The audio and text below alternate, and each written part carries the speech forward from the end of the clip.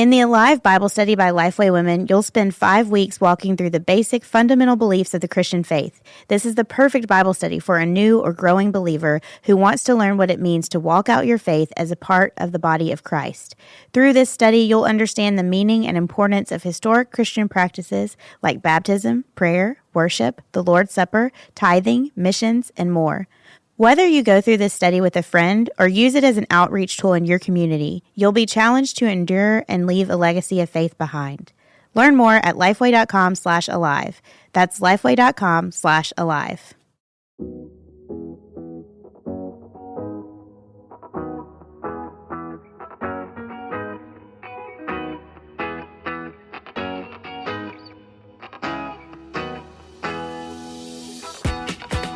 This is the Marked Podcast from Lifeway Women. Each episode, we'll talk about what God is doing, how He has and is marking each of us. We're so glad you've joined us today.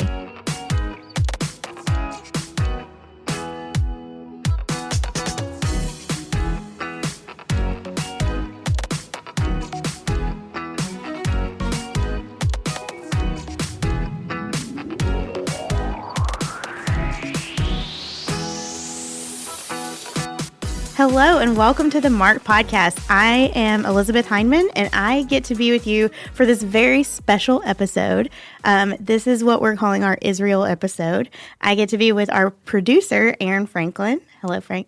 Hello, Franklin. Hello, Aaron. Hello. I also answer to Frank, so that works. Okay, great. And then we get to be with an author, teacher, pilgrim, Kristi McLelland. Hello, Kristi. Hey, friend. Let's go. Yes. So we all got to travel to Israel in September to film your next Bible study with Lifeway Women, Luke in the Land.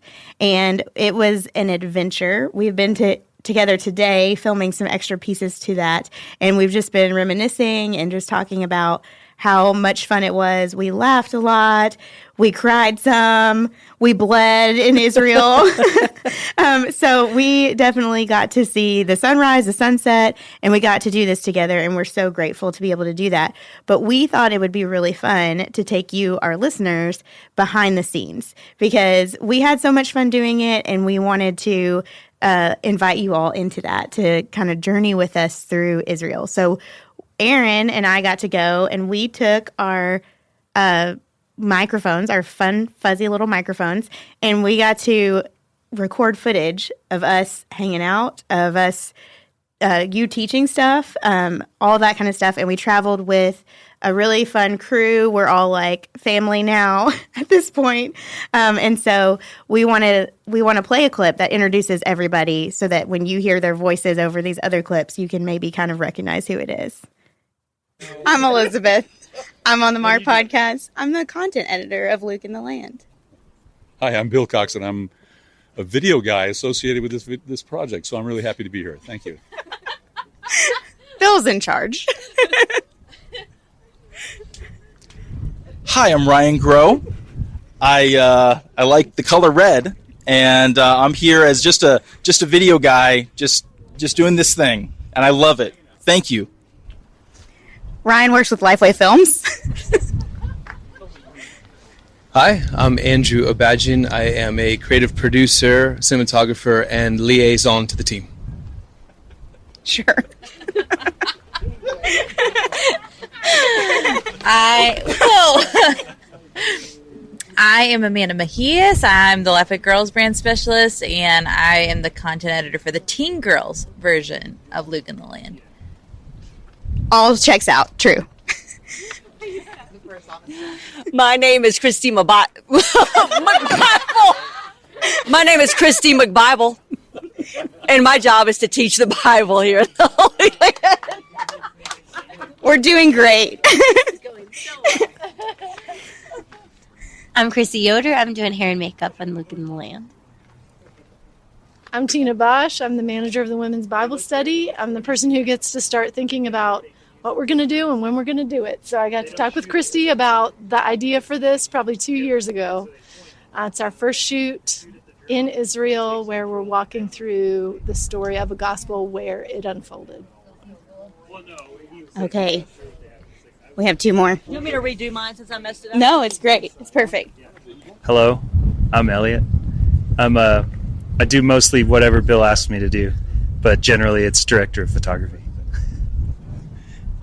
Hello, my name is Richard, and you can call me the fixer or the coordinating things here in Israel. And I like what I'm doing, and and I'm enjoying doing it with you guys. Perfect. All right, Aaron.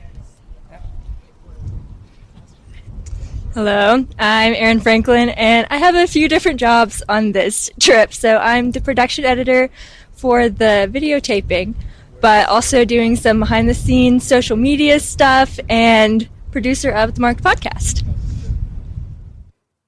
So that's who was with us. It takes us all back. We're all like smiling and loving hearing everybody. That was filmed at sunset and on the Temple Mount, right? Or Mount of Olives. Mount of Olives. Overlooking the Temple Mount. Yes. Yeah. So we were a little bit, that was at the end of a very long day. Mm-hmm. So you can kind of hear that in our voices. Kristi McBible. Yeah. Yes. Kristi McBible. Mm-hmm. It's a good nickname for you, I think. It could work. Yeah. Mm-hmm. It fits. So Aaron, tell us, like you said you're the production editor on this video shoot. And one of our favorite things is how many different places you took your laptop during this trip. So tell us, what were you doing with your laptop in the middle of the Sea of Galilee? Yes, you'll hear about the middle of the Sea of Galilee pretty soon. But yeah, I was the production editor on this shoot. So was really just working closely with Kristi and Elizabeth on the script. So doing a lot of research ahead of time, and then just verifying facts on the fly too. Taking copious notes as we went along. So anytime you saw me, I was probably just over there furiously typing away. One of my favorite repeated phrases from you, Kristi, is, Aaron, got your laptop?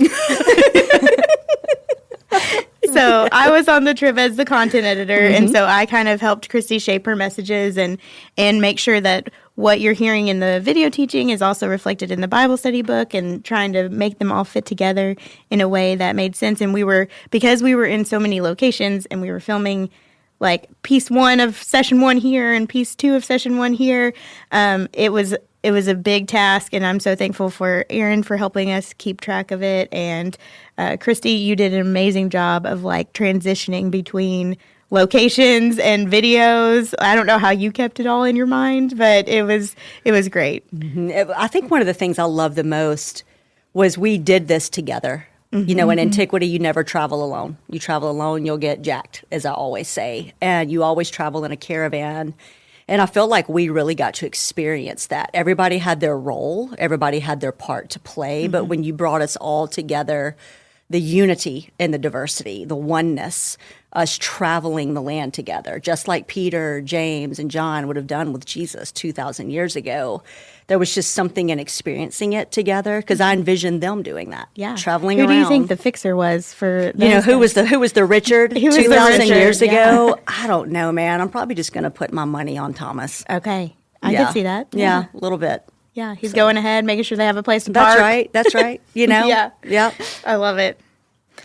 Well, one of the things, we have a clip of us doing our jobs on the trip, right? Yes, yeah, we can play that now. This is just kind of like a live conversation of what it would look like when we're verifying stuff and talking through the scripts right before we started recording. A true behind-the-scenes moment. Okay, are we ready? Okay, just to fact check language. So I'm going to be talking about the Decapolis on the eastern side, Kingdom of Darkness. Oh my gosh, was that Jesus?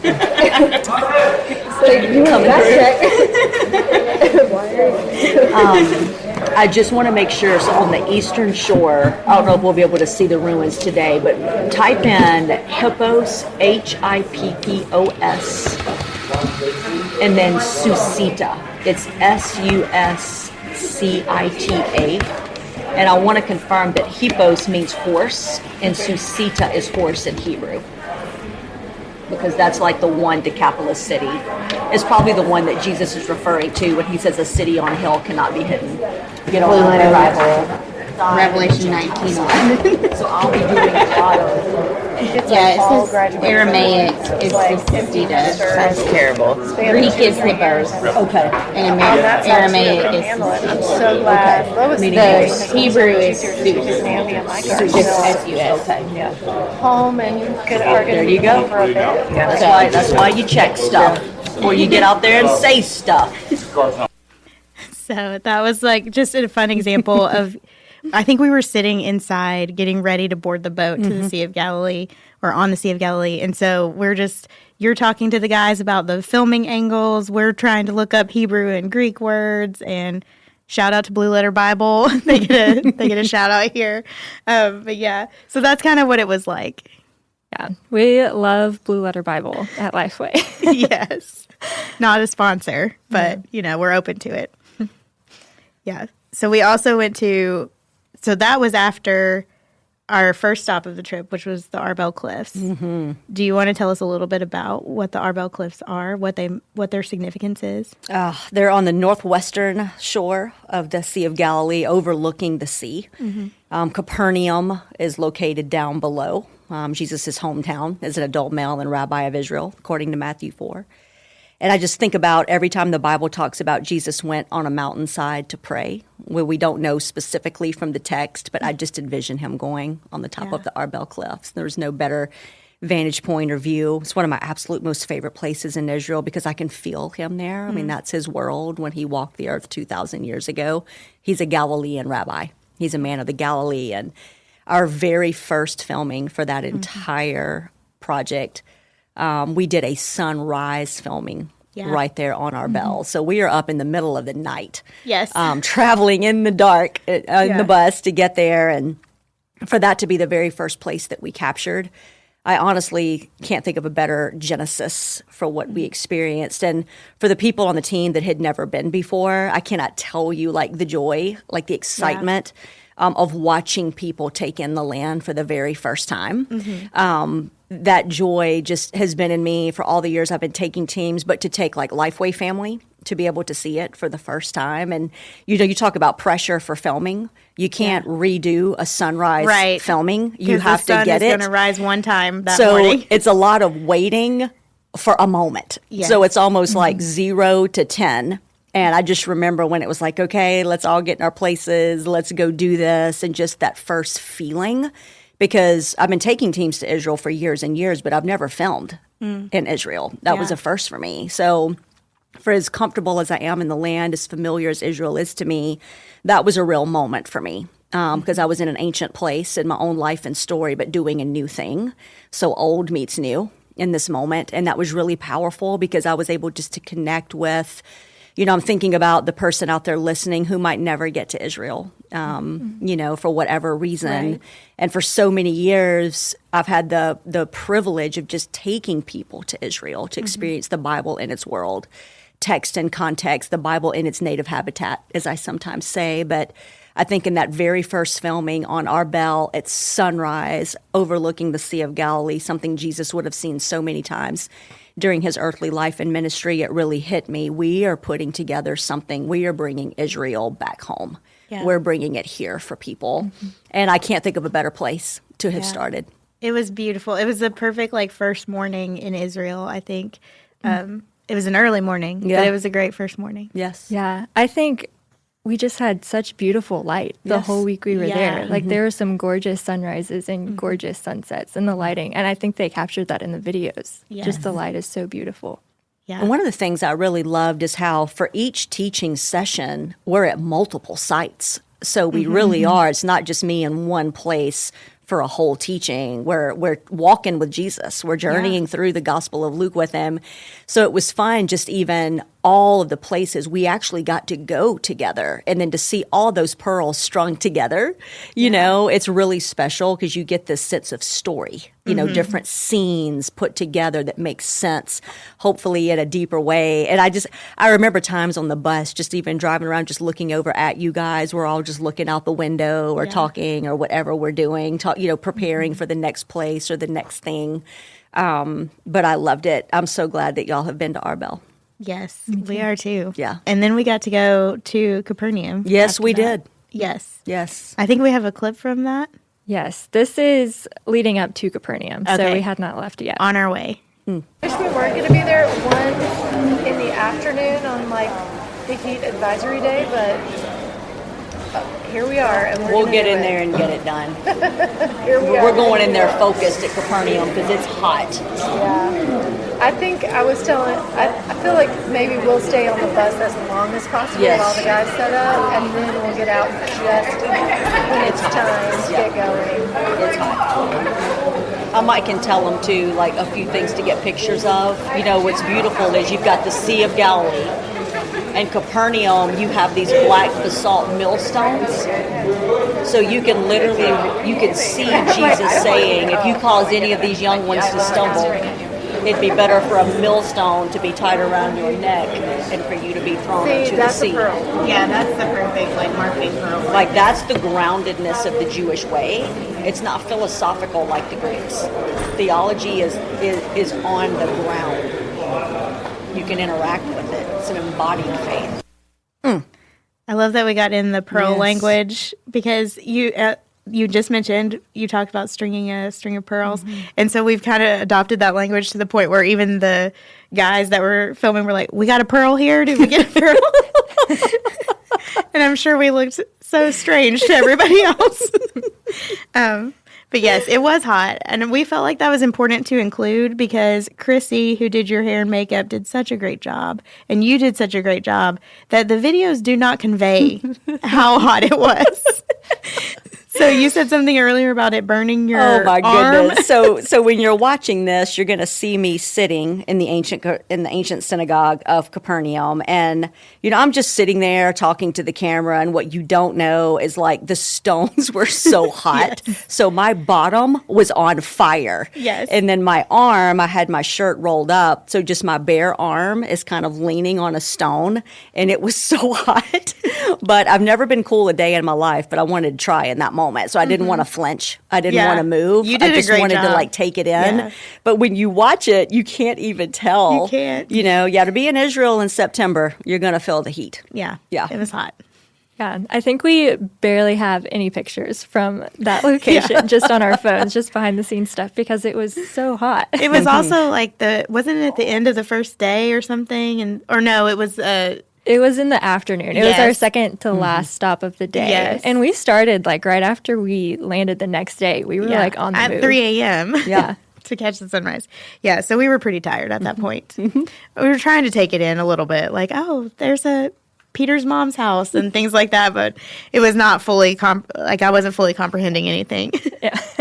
But the next day was a little bit cooler Yes. because we were actually in the water. So Yes. wasn't quite as hot of an afternoon. I think that was one of the most memorable locations for all of us, and we have a little bit of footage of us talking at the shore of the Sea of Galilee. Yes.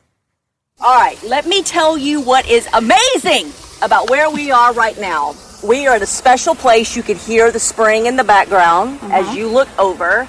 We're on the northwestern shore of the Sea of Galilee, Jesus's world. This is where he lives. This is what he knows. This place is called Tabgha. Tabgha is Greek for 7 springs. And as you look over, you can see that freshwater spring that was here 2,000 years ago is still here. And water is still coming out. So here's what's amazing, and I might start crying. Luke chapter 5, verse 1.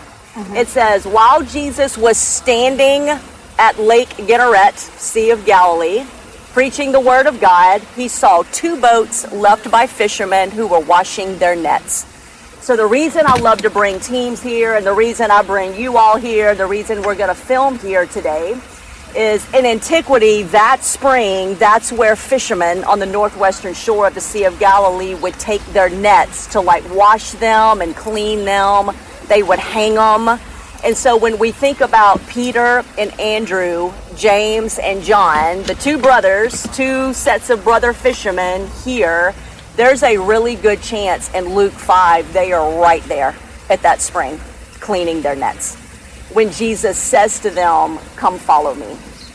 So we might be actually sitting at the origin site where Jesus called his first ever disciples. And then what's amazing is you fast forward to John chapter 21. After Jesus is resurrected, he comes back to the Galilee. Peter and them are out on the water fishing. Jesus is on the shore. Peter recognizes him, jumps out and comes, and Jesus has breakfast prepared on the shore, and it's where he reinstates Peter. That most likely happened right here. That's so cool. Or right in this area. I feel So like we're we need in to it. have a charcoal fire. I mean, we can- need a charcoal fire Yeah. with some bread and fish. Yeah. Yes. So, man, we're at it. This is ground zero. I'm telling you. I do feel emotional. This, let me tell you something. It went down right here. I love it. You can't tell I'm excited. I can know. you? Your enthusiasm is not at all palpable. I think we'd all had a better night's sleep that time. We got to, and so we were all very excited. And this is one of the most memorable, like the Sea of Galilee filming, for several reasons, sticks out to us, both because it was like such a tangible location that we know, like this is most likely where this happened. We don't know for sure, but we can make a very educated guess that this has happened here. But then also because we got in the water. We have a fun little clip from this. First ever shoot in the water. We're doing this, Richard. We're doing this. What are we doing, Kristi? We're doing this. What are we doing? We're just hanging out in the Sea of Galilee, studying the Bible in the very places where it happened. Not a big deal. I love it. Are your pants waterproof? This is the first shoot ever in the water, and I'm so here for it. So we loved that The because joy. of the joy, The joy. and all of the questions. And we were in the water. Erin was sitting on a rock in the middle of the Sea of Galilee with her laptop. Oh, yes. I am never going to forget just throwing my laptop under my arm and just marching out into the Sea of Galilee.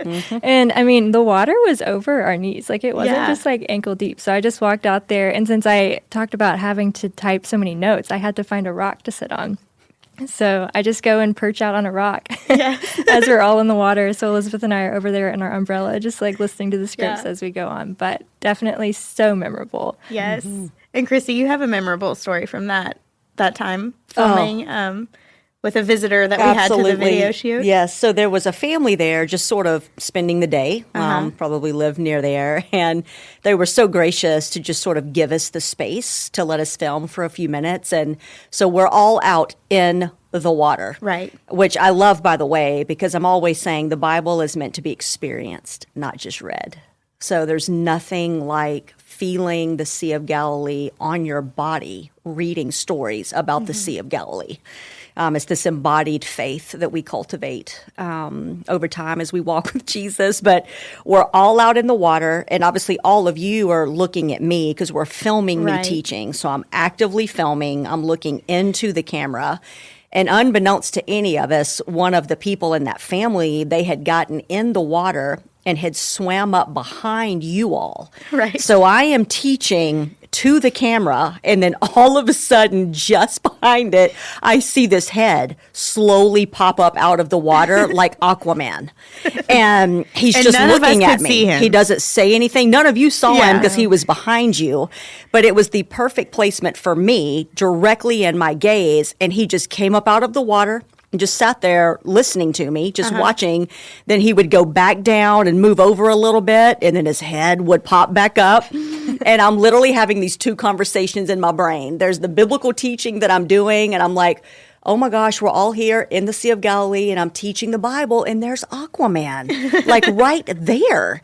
And you know, we actually did that. I do just want to say, because if y'all remember, that was a one take. That was a one take. We got that in one take. And I think it's just when you've taught in the land for so long, you're used to every kind of distraction. Yeah. I mean, you're never in a We would have classroom never where it's known. quiet. Yeah. But I loved that guy. I loved his curiosity. I think he was just done with like staying on the shore. He's like, let me go out here and see what these people are doing. Right. And he was so smooth with it. You know, he never said a word. I mean, he didn't splash around. Right. We didn't have to cut or anything. But I do love those moments because, again, it's just back to part of why I've always loved taking people to Israel, and it's part of my passion in this Luke in the Land project, is we have this opportunity to shift from being reading saints to beholding saints. Mm-hmm. I'm always telling people you will never be able to unsee what you are going to see. It will become part of you forever. And so for some, we go to Israel physically with our bodies to be in the water, to have this.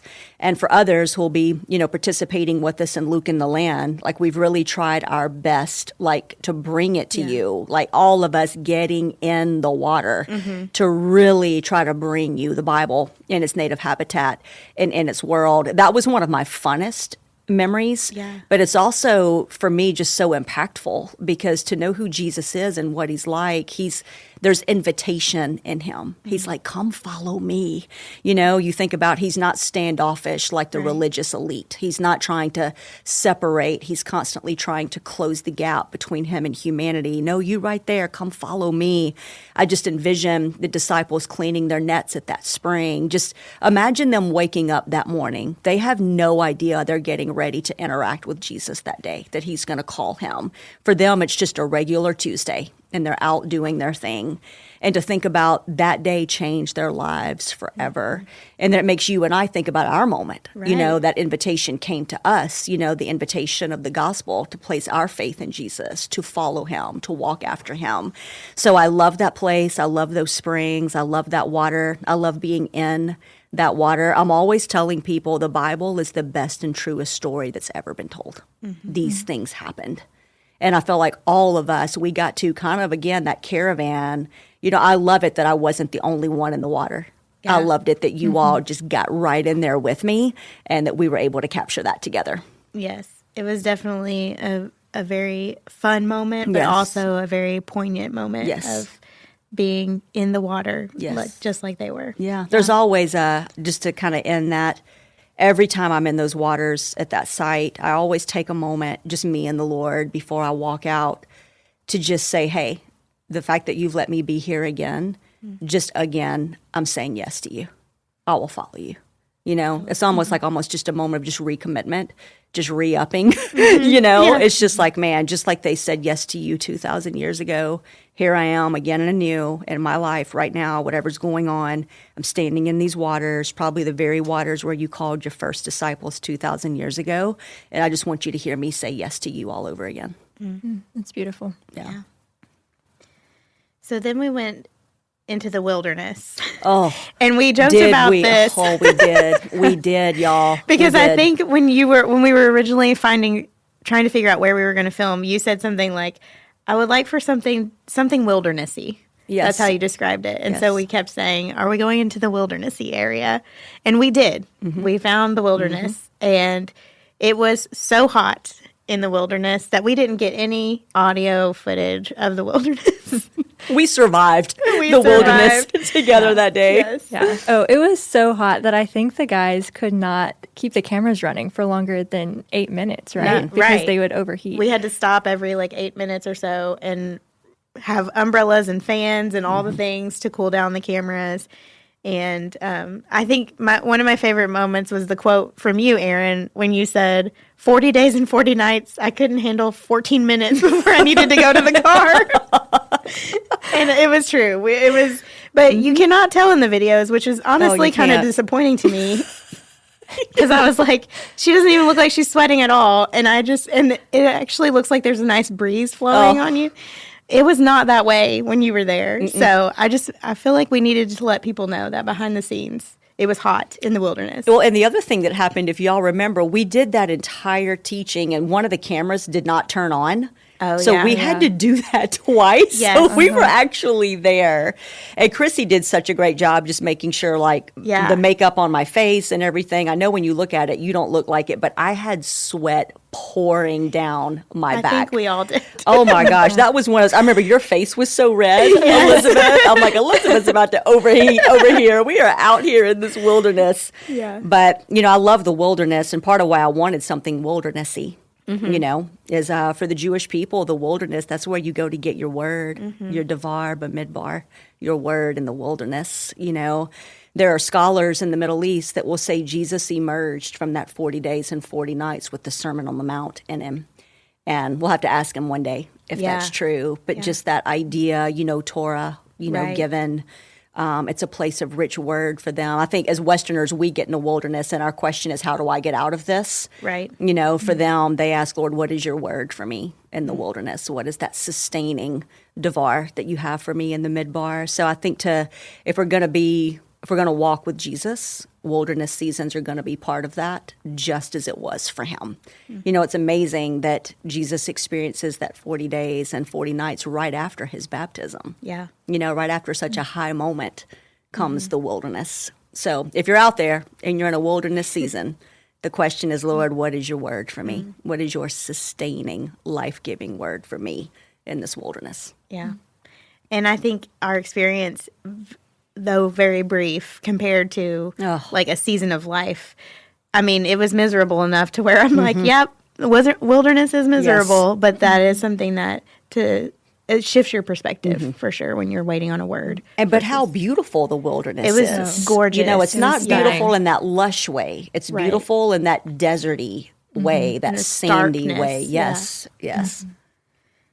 Yeah. Well, then after the wilderness, we went to lunch, which was, I think, one of our favorite lunches. We were going to the Bethlehem, and you led us to a restaurant that's like one of your favorite places to eat. And I would like to just say that one of my favorite parts of the trip was the meals, because and it's not so much the food, though the food was good. I really feel like in America we need to institutionalize the like just having a bunch of dips. Like, I would like for us to just do that. Like, we sat down at every table, and they would just bring out all these dips. And then pita bread to dip in it. But I like that. So, anyway, I think that was... We have a clip from this lunch. Yes, yeah. So this is just, like, little clips spliced together from an hour-long lunch conversation. So, as you can tell when you listen to this, the clips just really vary. So, they'll just, you know... We had some fun at mealtime. Yes, we did. Range from Kristi just sharing words of wisdom to, you know, Elliot's a mountain goat. So here we go. But yeah, man, I've eaten here, shoot, I don't know how many times. Wow. Oh, yeah. Yeah, I was just here in March. Yeah. It's built like a cave. Yeah. It's like you're in a cave. It feels cool. It's like I only have 6. How did that opportunity arise for you to study here? Like, what prompted that? I was already teaching at Williamson College, and it was just an opportunity. I mean, I came in the spirit of professional development. Yeah. I didn't know it was going to like completely rearrange my whole life. But I think adventure is often that way. It finds you. You don't find it. Elizabeth, you need a cup. Are y'all happy? Oh, this is great. This is good. So perfect. This is a nice after the wilderness good lunch experience. This is a recovery lunch. Yeah, thank you. Thank you. Yes, thank you so much. Thank you.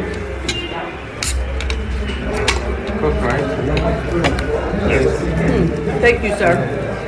Thank you. Some water? Amanda. Best ever. Thank you, sir. Did you know that the mini Cokes are actually the best Cokes? Oh, those are the ones I get at home. You want some water?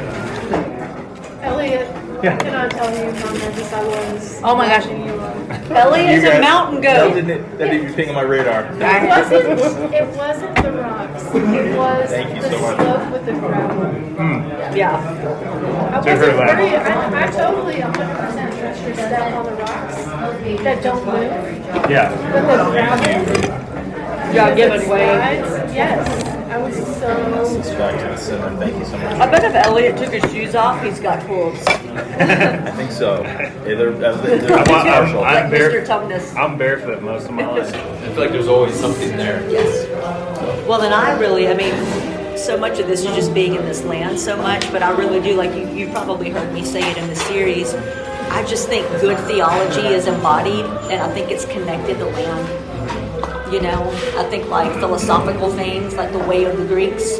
You know, like I always tell my students, like how many angels can dance on the tip of a pen? No Jew is asking that question. Like it's completely irrelevant to life, to land. That was a good recovery lunch. Yeah. No, man, we all were. We survived the wilderness.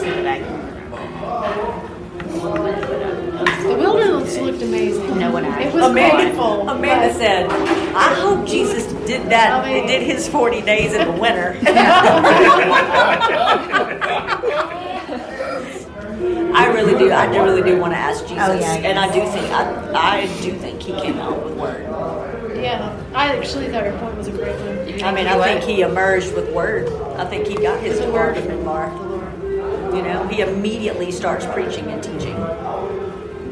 You know, it's like, what did he hear? You know, what word came to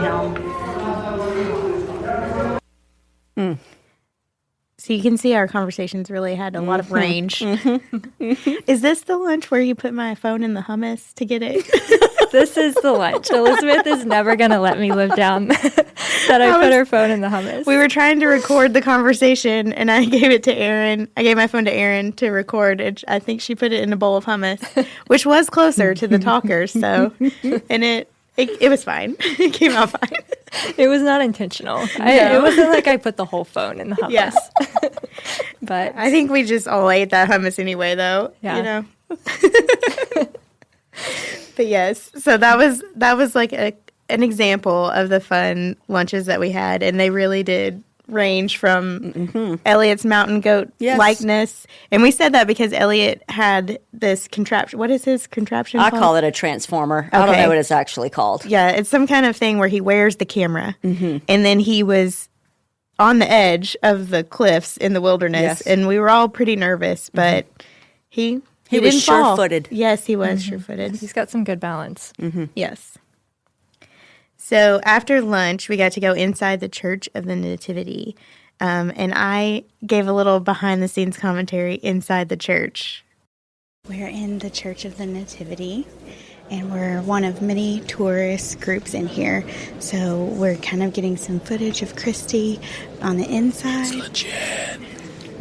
Because we just shot a session, or part of a session, on the outside. So now we're getting what it looks like inside as B-roll. So that's what we're doing now. And one of the cool things is that you can hear languages here that are spoken around the world. So it's not just Americans, and it's not just Israeli people. It is people from around the world are here to see the place where Jesus was born. That was one of the cool things about the more, like, I guess, touristy kind of places that we got to go, was just seeing all of the different groups of people and hearing bits and pieces of their languages. And Erin and I got to participate in walking of the, now I can't think of what the road to the cross. Yes. And we were walking that with people from around the world, and they're all speaking different languages, but we all got to kind of understood what was going on, and it was really cool to see all of those different languages spoken. And the Church of the Nativity is one of those places where that was. Oh, yeah. Yeah, you think about just Constantine's mother, Helena, coming to the land in a spirit of pilgrimage on her own, and, building that church over ancient Bethlehem, Bethlehem, the house of bread. Think about Jesus saying, I am the bread of life, and just that, man, you talk about the epicenter, Bethlehem is the place of incarnation, God taking on flesh and breaking into human history, it happened there. And sometimes when people go there, it's like, wait a minute, there's this church built over it. And I remember years ago in the land, I heard a guide say, well, would you rather that or a Walmart? Right. It's sort of this idea of something's going to be built. But, so many of these churches that were built over these ancient biblical sites, they're built to preserve, right, to commemorate, to cause you to remember and to celebrate what happened there. So it's less about, what you see when you go into the Church of the Nativity, although it's beautiful, beautiful art and things like that. But it's just your body has never been closer to the actual birthplace of Jesus than you are right now. Yeah. So when you think about proximation and distance and closeness, I just think about that every time, God taking on flesh, breaking into human history right here. So after the Church of the Nativity, which is most likely where we believe that Jesus was born, or around there, close to it. But something that I know you are passionate about teaching is that he probably was not born in a barn. So we actually, in Bethlehem, they have the YMCA there has a replica of a cave house kind of thing. And that was probably very similar to the kind of house that Jesus was born in. And so we went to film there in that little cave house. Mm-hmm. And this is actually one of the pearls that we captured that we mentioned earlier. Yeah. So just a little sneak peek of the 60-second words of wisdom. Well, hey everyone, we're here in Bethlehem and we've just unpacked the Christmas story, Luke chapter 2, in its historical, cultural world. And lo and behold, while we're here, we actually have a manger. And I wanted to show it to you. Oftentimes when we envision mangers in our nativity sets and Christmas plays, they're made out of wood. And certainly some mangers could have been made of wood. However, a lot of them historically were actually made of stone because they're holding water, and water rots wood. And so as you can see the opening here, this part has broken off, but this looks like the perfect place to swaddle and put a baby. That was kind of an abrupt ending. I loved it. Love the behind the scenes. Yep. Cut. We're headed to the road to Emmaus. Okay, great. The road to Emmaus. So this is a place that you had not been before. That's correct? right. It's my very first time. And so this was on the last day of filming. And I have a little bit of where I was explaining something about B-roll, which we talked about earlier. We are sitting on the side of the road to Emmaus. So this is the road to Emmaus, and these are Roman mile markers. We just finished filming the last session of Luke in the Land, and so now we're hanging out while they get what we call B-roll, which is just like extra footage of Kristi or the environment, and we put that in the Bible study so that you can see like you're actually here with us on the road to Emmaus in Israel. So that's really cool. So this Jerusalem is that way, and I forget what they said was that way, but there is another city that way, and that's what we're doing right now. So we're just hanging out. The crew is hanging out. Some of them are working. We're just hanging out, waiting until we get our next directions.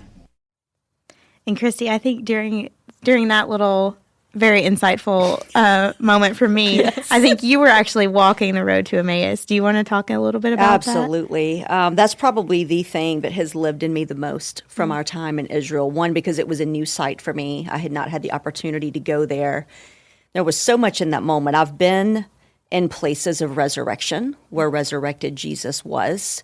But that story in Luke 24, when you think about who Jesus is and what he's like after resurrection, he's just still so calm. Here he is just walking on an ancient Roman road with two dejected disciples, resurrected. Like raised from the dead, Jesus is walking that road. And while you were doing that, I was going with Elliot and Andrew and the cameras and the drone, and we were walking that road together. And there were so many things in the moment that was hitting me. One, at the time Jesus walked it 2,000 years ago, Rome was the superpower of the world. That road would have been pristine. Those mile markers, shimmering even, mentioning worship of the emperor, whoever was on the throne. And here's resurrected Jesus walking in this world of empire. And walking it that day, Jesus is still risen. The kingdom of God is still coming, and Rome is dead. The Roman Empire is gone. And so it's just this beautiful reality of how that moment of Jesus with those two dejected disciples, that moment still lives. You know, Jesus is still making all things new. And they got me to walk that road because they were getting all kind of drone footage from above, which is stunning when you see it. But I was honestly crying just walking it, because to be able to be in a place, you know, a very road that the very resurrected Jesus walked with people just like me 2,000 years ago, something about that was just very powerful for me. The reality of resurrection. I love how the Bible doesn't actually say we have hope. It says we have living hope because Jesus is living. Right. You know, our hope breathes. It moves. It flexes in this world in a way of like walking that path of faith, keeping the commands, following the way of Jesus. And I won't ever forget in my body that sense and that feeling of walking a road. Jesus could have walked that part of that road. We don't know, but that's why I always centralize it when I'm there, is he could have been right here, you know? And there was just something really meaningful about that. And even seeing the mile marker, which we got some footage of it along, you know, the Millennium, just, you know, the script is ancient, you know, it's worn, you know, again, it's very old, and how, you know, Jesus is making all things new, currently seated at the right hand of the Father, you know? So I won't ever forget that. That's probably one of those spiritual moments where the Lord just locked something into me, into my body, into my soul, and my spirit, and in my heart. I've really been thinking about that a lot since that trip, you know, especially in light of October 7th and everything that we came home to. We don't just have hope. You know, people have hoped in things that didn't come through. No, we have a living hope. Yeah. And living Jesus. Right. You know, so.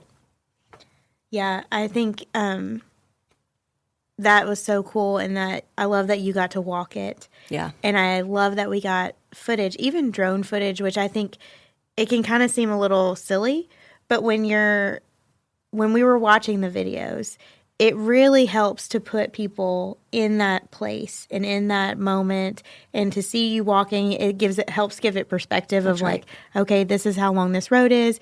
And the mile markers that you were talking about that we got some B-roll of, we had some fun with that. We made up some stories about their origin. I don't know if you heard this. I've not heard this, but I'm excited to hear walking this. the road. You were having a spiritual experience. Well, I was having a spiritual moment. Y'all were doing we this. were making fun stories Oh, let's go. about I can't wait. Let's have it. Yeah, here's the backstory. Here we go.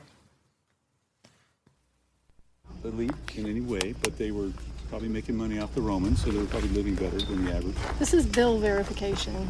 Oh, I know, that's why I'm... This is good historical background. I know, No, I love it. So, we're talking about the mile markers. What the guy's name was. Yeah, what's the guy's name? Marcus? Marcus, okay. The name's Marcus. So he's not a local, or was that just his, you know, his working name? Or do you think he was like a prisoner, and this was his punishment, is to make these mile markers? So him for his mother-in-law, he insulted her, and so he ends up in Palestine. And he has to make all the Roman mile markers.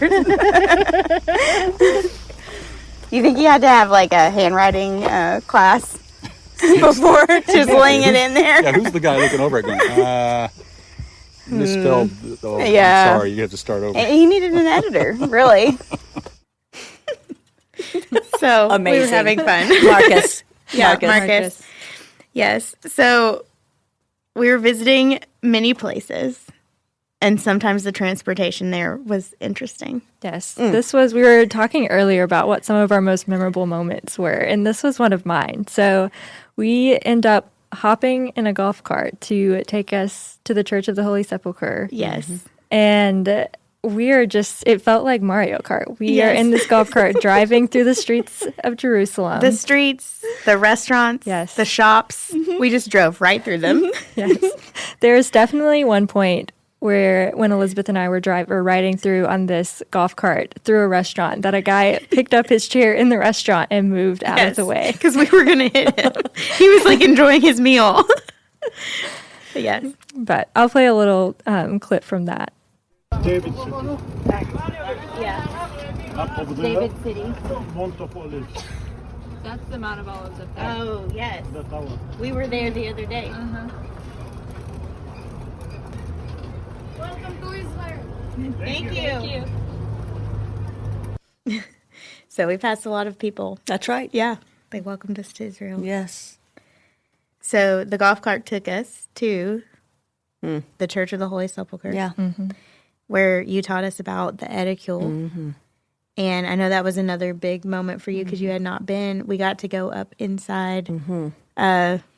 What would you call that? Like it was like a little chapel that was like upstairs. A private, up above. Yeah. And we were kind of looking down on the edicule. And what is an edicule? Because that's not like in our regular vernacular. Yeah, we don't use that word all the time. So the Church of the Holy Sepulchre is another church built by Helena, Constantine's mother. So it's been there for a very long time, again, in a way of preserving.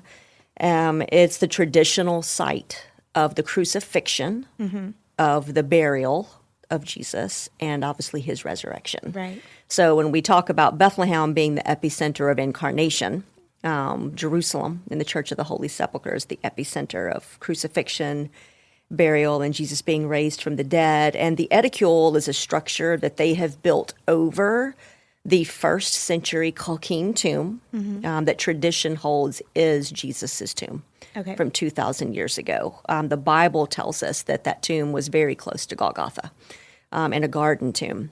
And so when you're there are these long lines of Colquhoun tombs, family tombs. And we know Joseph of Arimathea loaned for Jesus to be buried there. And so every time I'm in the Church of the Holy Sepulchre, honestly, it just feels a little bit electric to me in a spiritual sense because, again, you've never been closer probably to the very place of crucifixion, burial, and resurrection as you are when you're standing there.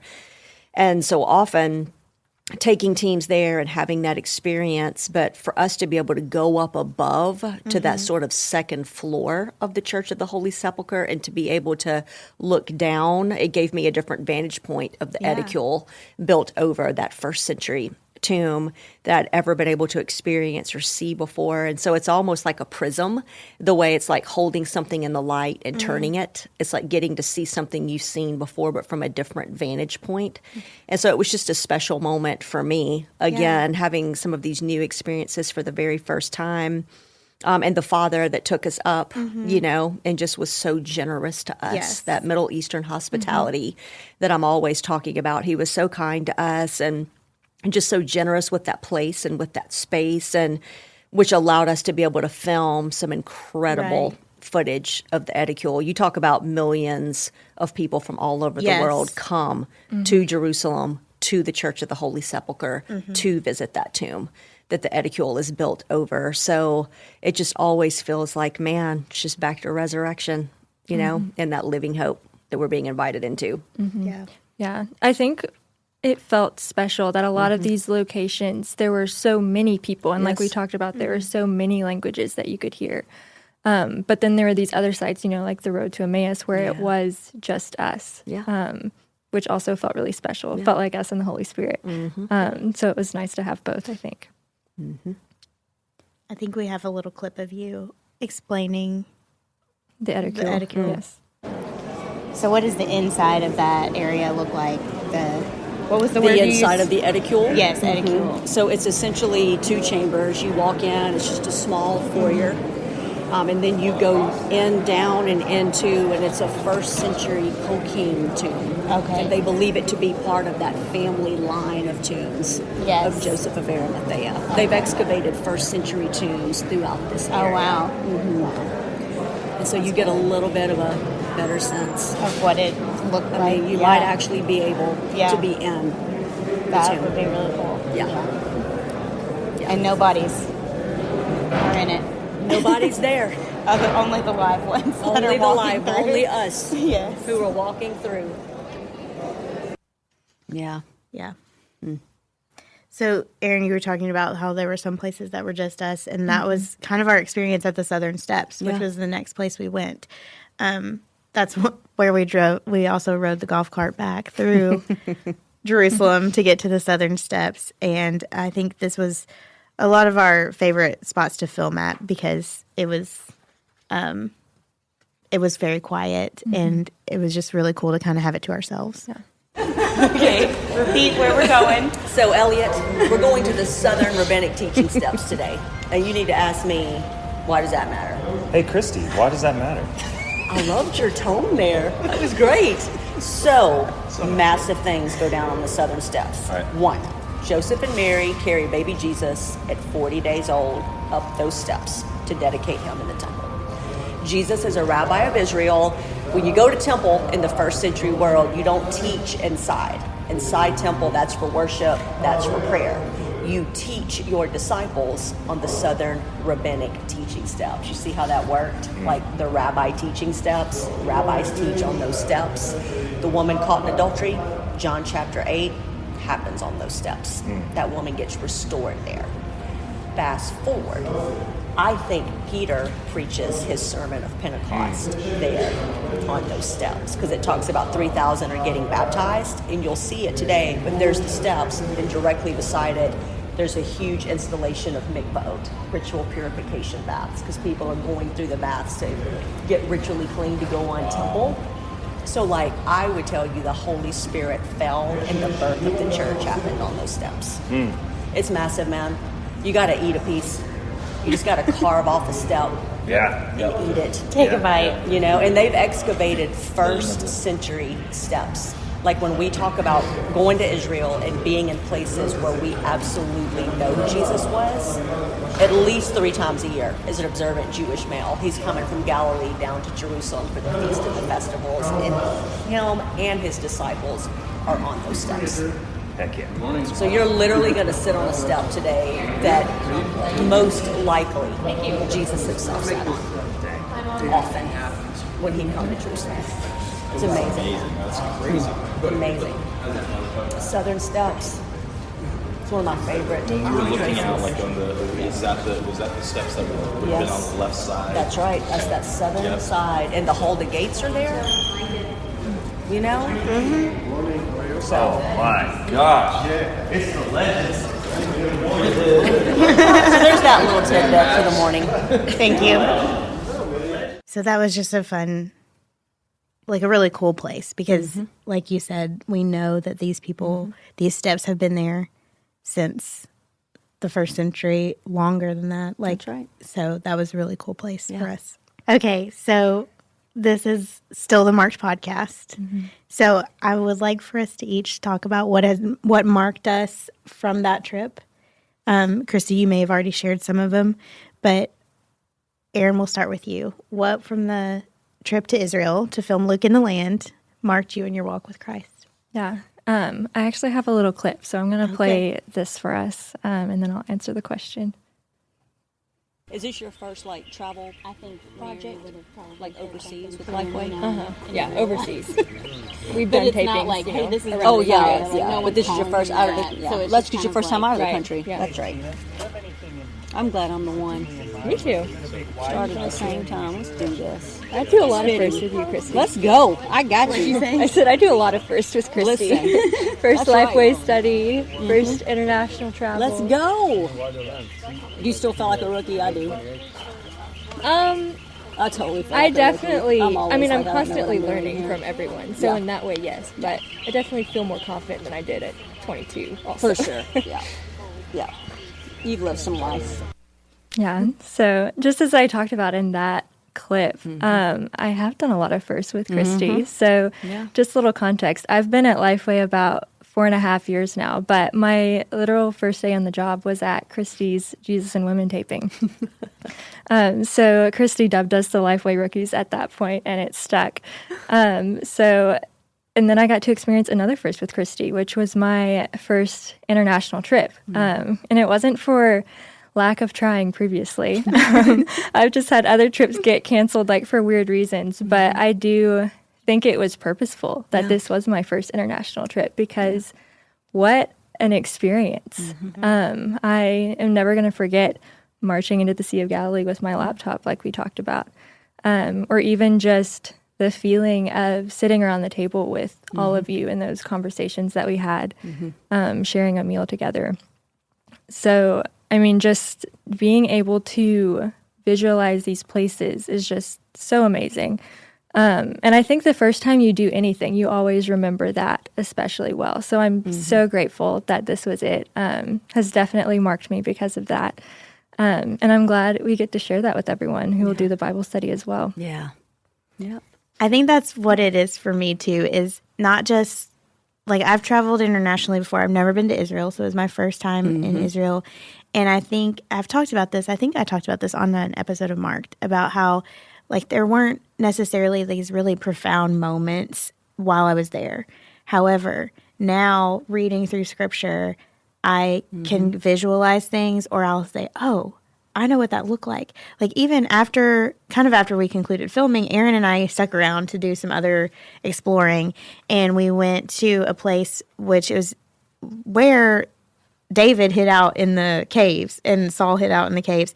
And I have always read that those stories in the Bible, I don't understand how he would just wave to him from one cave and be like, hey, I'm not, like, I'm over here, but they, like, couldn't just immediately go get him. And now I'm like, oh, because it would have been, like, several days' journey to get from one cave to the other cave. That makes more sense now. And so just things like that are clicking into place. But I think as far as, like, our taping trip, what had the biggest impact on me was the team. I think we've all kind of talked about it today as we kind of had a little mini reunion. But just, and you touched on it earlier, everybody using their gifts and their talents. Like, Chrissy is great at doing makeup. And so that's what she did on this trip and made you look beautiful and not distracted. Like, you know, like how there's all these different elements, like the guys, Elliot with his goat hooves, like on the side of the cliffs, and Aaron looking up facts, and, you know, Amanda asking great questions and, like, being there to help bounce content ideas off of. And so I think everybody just really, like, doing the things that they are gifted at doing in order to bring this message to the most people in the clearest way possible. I think that's a large part of our job here at Lifeway is, like, we support the authors who have this message, but we want to make it clear and accessible to everybody. And so in this study, and how fitting that Luke is the book of the Bible we're focusing on, because he was so focused on making the gospel for everybody. That's right. Like demonstrating that the gospel was for everybody, or everybody, as you say. Yeah. And so how fitting that we get to use his gospel and the snapshots we find there to bring the land to everybody. Like, such a cool thing to be a part of. And so I think that's something that I'll always think about and will mark me forever. So good. Yeah. I think for me, y'all have heard Hang on, we want to play a clip before we get to yours, because this was a fun moment, but also a very poignant moment right after we wrapped. So this was after the very last scene that we shot. And this is a toast with Coca-Cola. Yes, Coca-Cola. The best drink in the world. This was a hard one for me to say yes to, for a lot of reasons. I can't think of a better group of people to take a new adventure with, a new step, something I thought I'd never do. If you're going to step into the unknown, you want to know the people that you're stepping into the unknown with. I want to thank you all for every ounce of your goodness that you brought to this land, for all of your skill that you've given to this project to help bring it to life. I think anything we do in the kingdom of God, it's always done better together. We can trust a thing more when we did it. The kingdom is not anchored in me, it's anchored in we. I won't ever forget this. And not because we did a Bible study that's going to get published and go into the world. I'm never going to forget the fact that I said yes to this and got to do it with you all. I love you all. Thank you so much for coming and sharing in the land of Israel with me and helping me tell these stories. Cheers. L'chaim. Dang. I know, right? Yeah, that made me cry. I know, I wasn't really expecting that. Yeah. I remember that moment. Yeah, I mean, the question is what's marked me about it. You know, I hear my voice shaking in that. I remember that moment. We were just beside the Southern Steps after wrapping, and I said no to this project for quite a while. It's been a journey to move me to a yes. I wasn't sure bringing the lights, camera, action to Israel was going to feel genuine for me, true. But in that whole journey, I didn't know that we would film all of that and have that experience in September of 2023, 3 weeks before October 7th. And even as I sit here with you all today, I've not been back to the land. And now to be able to look back and to see just a glimpse of what the Lord was doing, allowing us to be there just weeks before October 7th to capture everything that we captured, and to now be able to shape it, to string those pearls together and to give Luke in the Land to the world. I feel more connected to it than ever. And so I think me just moving from no to the Lord, moving me to a submitted posture to do it, to a surrendered posture of really being in full alignment with it, that I now feel, I think that's the journey in it that's marked me, the timing of that, the fact that we were literally there just a few weeks before, and God knowing what was coming. And I'm just glad we all said yes to it. We didn't miss the moment. We didn't miss the adventure. We didn't miss getting to do it together. I meant everything I just said in that clip. My body felt so exhausted and relaxed in that moment of that toast because it had been such a long journey. That exhaustion was longer than the days in the land. That fatigue, you see a Bible study or you look at the booklet and it looks beautiful and put together and everything, but you don't see that behind the scenes, the sweat that goes into it, the spiritual journey that it takes to do something like this. And so I'm just grateful yet again that sort of like clay on the table, God has been using it to mold me and to move me from that no to submission to surrender. Because, man, we all just need to know some of the best kingdom of God adventures that are going to come our way. We may not recognize them at the very beginning, but we're still called to say yes to them and to step in by faith, to truly walk with Jesus, to take him by the hand. So I'm a different creature than I was before saying yes to Luke in the Land, but I'm really glad that I said yes to it and that I got to share all of it with you all. It wouldn't have been the same had any one of us not been there. It was every single one of us there in that caravan doing it together. So, I've done a few Bible studies with Lifeway, Jesus and Women, Gospel on the Ground. I was part of the compilation study of When You Pray, but this one hits different. Yeah. This one hits different in my own soul in a lot of ways. Yeah. I think it hits different for all of us that were part of it, and I think it'll hit different for the people at home that are going through the Bible study and watching the videos.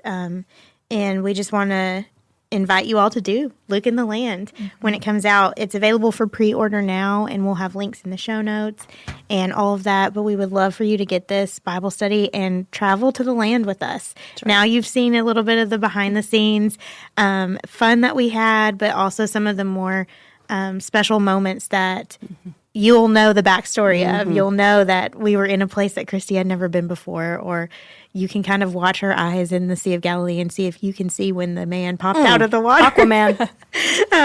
But yes, I hope that you'll get this study. Like Luke says, the gospel is for everybody. And we hope that you will all enjoy this journey through the land. Yeah. Marked is a production of Lifeway Podcast, produced by Aaron Franklin. It's recorded at the Lifeway Podcast Studios and engineered by Donnie Gordon. Edited by William Hall with art by Leanne Dance. And I'm your host, Elizabeth Hyndman. Meet me back here next week. If you want to join in on the conversation, you can find us on social media at Lifeway Women. Today's show notes will be posted at lifewaywomen.com/marked. If you enjoy the show, leave us a review.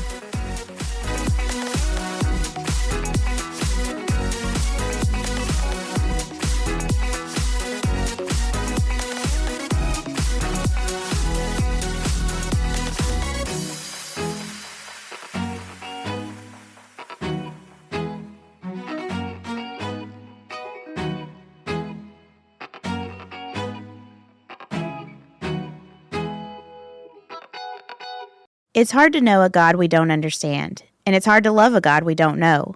But our God wants to be known and loved, and he's told us a lot about himself in the pages of his word, particularly that he is a 3-in-1 God. Although it is a crucial and classic Christian teaching, understanding the Trinity can be intimidating at first, but it doesn't have to be.